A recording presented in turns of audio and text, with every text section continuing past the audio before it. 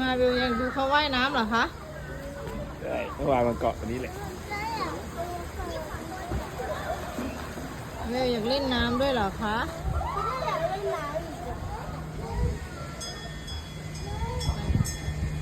เสียงระฆังกระดิ่ง